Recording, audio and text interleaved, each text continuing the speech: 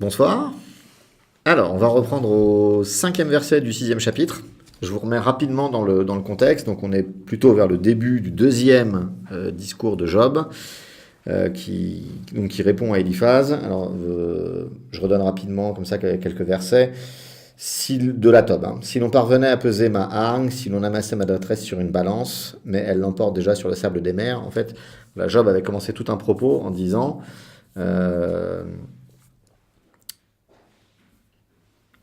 dans quelle relation de justice est-ce que je peux être vis-à-vis de Dieu, de par ce qu'est Dieu et ce que je suis moi?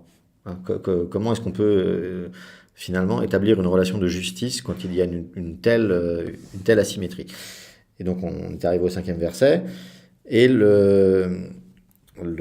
allez voir que tout au long du discours, le propos va vraiment flirter avec le blasphème. Voilà. Alors, la traduction littérale que je vous propose du cinquième verset est « Un âne sauvage pourrait-il braire sur l'herbe ou un taureau mugir sur son fourrage ?» Donc, on se souvient qu'Éliphaz avait utilisé des animaux dans sa démonstration, donc Job fait de même. Il y a toujours cette façon subtile, comme si Job avait à l'esprit tout ce qui lui a été dit, et il répond en reprenant des éléments pour bien faire les allusions qui conviennent. Donc Job fait de même ici. Il pose le même genre de questions rhétoriques, mais cette fois pour attaquer la notion de rétribution. Et donc on est presque dans le domaine un peu des tautologies, ou enfin des évidences énormes comme ça, un peu des lapalissades. Un âne ne braie pas s'il a de l'herbe. Le taureau ne mugit pas s'il a son fourrage à manger. Donc ce que dit Job par là, c'est que son état d'esprit n'est pas la cause de quelque chose comme ça qui serait sans raison, mais bel et bien la conséquence de ce que fait Dieu. Donc il donne c'est un peu cette analogie. Vous enlevez à un animal ce dont il a besoin pour vivre et pour être bien, vous verrez qu'il va exprimer un certain nombre de choses. Ok, moi je suis pas un animal, dit Job, mais quelque part c'est un peu... donc c'est quoi la notion de rétribution là-dedans? C'est-à-dire, moi je ne fais que réagir à ce que me fait Dieu. Comment est-ce qu'on peut me le reprocher? Alors, la petite subtilité de Job, Éliphaz avait choisi des animaux sauvages et dangereux, et Job répond avec des animaux domestiques, en disant, mais moi j'étais pas... je suis pas un sauvage, quoi. Moi j'ai toujours essayé de faire les choses bien. Il continue, sixième verset. Ce qui n'est pas savoureux peut-il être mangé sans sel, ou y a-t-il du goût dans le blanc de l'œuf? Alors je ne sais pas si le blanc de l'œuf est si fade que ça. Je n'ai pas cette impression-là. Je laisse la question au cuisinier. Et là, néanmoins, vous allez voir, alors je lis avec le septième du verbe lié. Ma gorge refuse de les toucher, ils sont comme la maladie de ma chair. Donc là, il revient à l'expérience personnelle. Parce que il avait parlé de la nourriture des animaux de façon un peu comme ça rhétorique, mais là il dit, mais bon, moi, que ce soit bon ou pas, de toute façon, même les choses les plus fades, mais moi je peux même plus les manger. Donc là, c'est là où c'est très intéressant. On repasse à l'expérience personnelle, subjective, où les théories d'Éliphaz s'épuisent et s'arrêtent. Il y avait toujours un peu cet affrontement entre la théorie et la pratique, un peu, si on peut rester dans un... Alors, je ne sais pas si vous connaissez cette... alors, c'est une blague peut-être apocryphe d'Einstein, qui disait, bon, alors, la différence entre la théorie et la pratique, c'est qu'en théorie, la pratique marche, mais que pratiquement, la théorie ne marche pas. Enfin, il y a un petit mot comme ça. Ouais. Voilà. À l'objectivité affichée par Éliphaz, Job répond le caractère inévitable de la subjectivité dans la perception de la vérité. Et là, quelque part, ce que dit Job, alors on va voir ce que donnent les commentaires des pairs, mais il est en train de dire que il est licite de se révolter contre Dieu. Parce que vous verrez que jamais Job ne dit que Dieu n'existe pas. Jamais. Ça, il ne rentre pas dans ce genre de bêtises. Par contre, et je pense qu'on pourra tous en convenir, la rébellion contre Dieu, c'est une forme de relation à Dieu. Bon, c'est une forme de relation... voilà, on ne va pas se rebeller contre un truc auquel on ne croit pas. Moi, j'ai toujours lu d'ailleurs de cette façon ce verset un peu terrible de l'Apocalypse de Jean, Dieu vomit les tièdes. Dans l'absolu, bon, il faudra lui demander pour voir s'il est d'accord avec moi, mais je pense que Dieu préfère quelqu'un, à la limite, qui est 100% contre lui, qui lutte contre lui, plutôt que quelqu'un qui l'ignore. La tiédeur étant finalement, oh, Dieu, c'est pas mon problème, je m'en fiche, je vis très bien sans. À la limite, c'est pareil, le père Schmemann, en fait, disait qu'il avait beaucoup de respect pour des gens comme Sartre, par exemple, qui a passé sa vie à lutter philosophiquement contre Dieu, finalement. Voilà, mais ah non, voilà, c'est ça.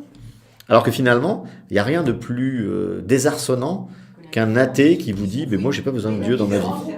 Alors ça, c'est terrible. Alors, un petit commentaire de Saint Jean Chrysostome sur ces 7 premiers versets. Alors, Job veut dire, 2 points, vous montrez de la sagesse dans le malheur des autres. Mais comme vous êtes loin de ces malheurs, vous me sermonnez depuis une vie paisible. Cette remarque est une réponse à « Voici, tu as enseigné les autres, tu as fortifié les mains languissantes, tes paroles ont relevé ceux qui chancelaient, tu as affermi les genoux qui pliaient, et maintenant qu'il s'agit de toi, tu faiblis. Maintenant que tu es atteint, tu te troubles. » Donc là, il cite ce que Eliphaz lui disait en Job 4, 3 à 5. « Pourquoi dit-il tu te troubles ?» demande Saint Jean Chrysostome. « Je voulais que mon affliction soit une évidence pour tout le monde, que tu comprennes que personne n'avait jamais vécu pareille chose. Mais je perçois mon infortune, celui qui pourrait me pardonner me voit comme impardonnable. La grandeur de ma peine ne plaide pas pour moi, semble me désigner comme étranger de la clémence et me condamne. Qu'est-ce qui pourrait avoir obtenu la clémence se retourne contre moi. La preuve, Eliphaz impute le malheur de Job à l'impiété. Donc c'est intéressant parce que Chrysostome, en fait, là, ce qu'il nous dit, c'est... Eliphaz fait ce reproche à Job, avant c'est toi qui donnais des leçons de morale, et maintenant t'es pris à ton propre jeu. Mais celui qui dit ça, finalement, il prend la place de ce qu'était Job avant de se retrouver dans l'affliction. Et donc il y a quelque part cette petite mise en abîme de Chrysostome qui semble vouloir nous dire celui qui joue à ce jeu va se retrouver à cette place. Hein, et là, comme ça, en revenant en arrière à chaque fois, on retrouve bien le Christ qui nous dit il ne faut pas juger. Et le Christ a toujours dit que c'était terrible de juger, mais vraiment un truc terrible. Bon courage pour ne pas juger en même temps. Hein.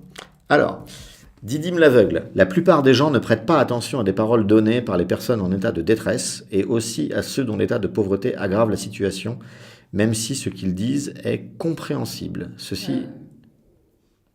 Plus lentement ? Répéter, j'ai l'impression que ça s'adresse aux gilets jaunes. Gilets jaunes, je pensais à la même chose. Moi. Ah bon ?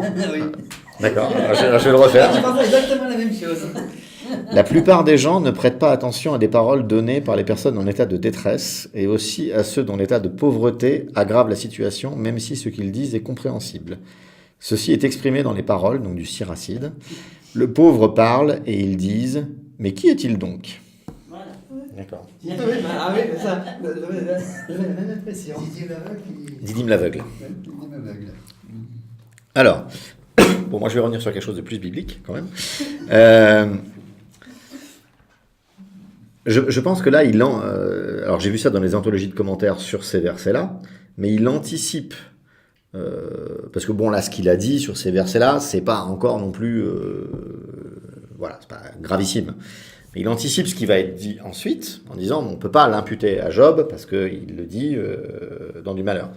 Ce commentaire-là est très intéressant finalement dans notre façon, dans la façon la plus, je dirais, efficace d'aborder la Bible. Souvent, on pourrait avoir la tentation de tirer un verset, voilà, et de le mettre finalement un peu plus haut que les autres. Même si, alors je suis d'accord, il y a peut-être des versets qui sont un petit peu plus massifs que les autres parfois.